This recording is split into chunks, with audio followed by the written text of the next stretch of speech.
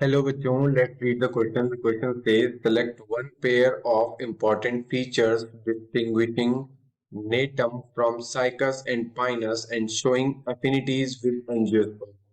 Question कह रहा है कि हमें किसी एक पेयर का को चूज करना है जो क्या करे, जो साइनस और पाइनस से नेटम को अलग करती है।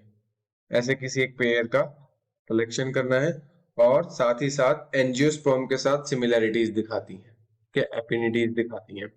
So we have the first option is the absence of resin duct and leaf venation. Option B is the presence of vessel element and the absence of archegonia. Option C perianth and two integuments. Option D embryo development and apical meristem. So as per the question, we have the key concept of this question is key concept of this question is xylem and reproductive structure of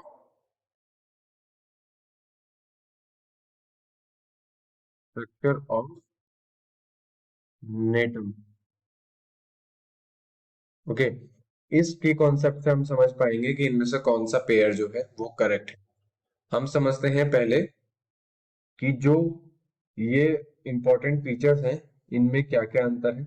जैसे gymnosperm जो है वो ऐसे plants होते हैं, यहाँ पे बात हो रही है जिम्नोस्पर्म की। जिम्नोस्पर्म्स ऐसे प्लांट्स होते हैं जिनमें क्या नहीं, जिनके जो सीड्स होते हैं वो ओवरी में इनक्लोज नहीं होते हैं, ओवरी के अंदर नहीं होते हैं। तो यहाँ पे हम लिख सकते हैं seeds are not enclosed in an ovary. Seeds are not enclosed in an ovary. ठीक है, ओवरी में सीड क्या होते हैं, इनक्लोज नहीं होते हैं। ठीक है ना। अगर हम यहाँ पे बात करें नेटम की, तो ये नेटल्स को बिलोंग करता है। नेटम जो है ऑर्डर नेटल्स को, Gnetum belongs to order Gnetales. Okay, Gnetales order को बिलोंग करता है। इनके पास क्या होते हैं, Gnetales of gymnosperms, Gnetales of gymnosperm. ठीक है, इनके पास क्या होती है, वेसल्स एलिमेंट होते हैं जाइलम में। ठीक है ना। तो हम यहाँ बोल सकते हैं कि have vessels element in the xylem, have vessel have vessels elements in the xylem में वेसल्स एलिमेंट प्रेजेंट होते हैं। ठीक है ना। अगर हम बात करते हैं यहाँ पे इसके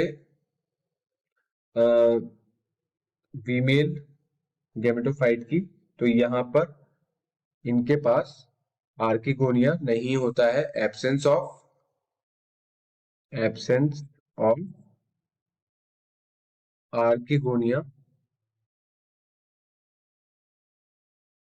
जो कि क्या है, ये एब्सेंस है। बट सम कुछ फ्री न्यूक्लियाई प्रेजेंट होती हैं एज एग, कुछ सम फ्री न्यूक्लियाई प्रेजेंट होती हैं एज एन एग के रूप में, जो पार्शियल डेवलप्ड होती है। शुरुआत में तो क्या होती है, पार्शियली डेवलप्ड होती है। Initially initially partially partially developed, but बाद में आफ्टर फर्टिलाइजेशन क्या हो जाता है, ये फुल्ली डेवलप्ड हो जाती है after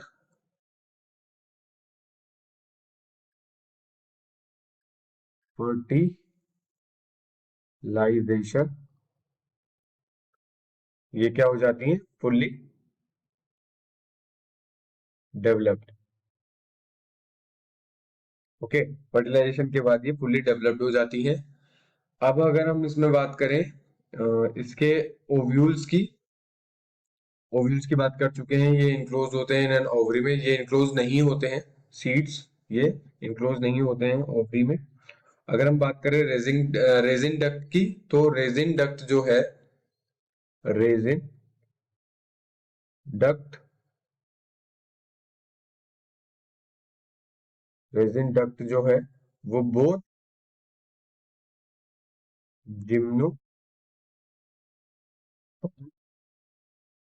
as well and angiosperm, angiosperm दोनों में प्रेजेंट होती हैं। ठीक है ना। एक इसमें एक इम्पॉर्टेंट जो वो है कैरेक्टर, वो ये है कि नेटम जो है वो जिम्नोस्पर्म को बिलोंग करता है, बट कुछ कैरेक्टर जो होते हैं वो एंजियोस्पर्म्स के होते हैं। सो दैट ये क्या होता है, ये कनेक्शन लिंक होता है बिटवीन जिम्नोस्पर्म एंड एंजियोस्पर्म। ये जो नेटम होता है, ये जिम्नोस्पर्म और एंजियोस्पर्म का कनेक्टिव लिंक होता है, कनेक्शन लिंक होता है। और जो एंजियोस्पर्म की वुड्स होती हैं उन्हें हार्डवुड्स कहते हैं। ठीक है। और जो जिम्नोस्पर्म की होती हैं उन्हें सॉफ्टवुड कहते हैं, क्योंकि हार्डवुड में फाइबर प्रेजेंट होते हैं, यहाँ पे हार्डवुड में प्रेजेंस होते हैं, बट जिम्नोस्पर्म में फाइबर्स नहीं होते हैं, सो कॉल्ड, तो एज सॉफ्टवुड कहा जाता है। तो यहाँ पे हमने देखा जिम्नोस्पर्म के बारे में और नेटम के बारे में। इनमें वेसल्स प्रेजेंट होती हैं, वेसल्स एलिमेंट्स प्रेजेंट होते हैं, और आर्किगोनिया एब्सेंस रहते हैं।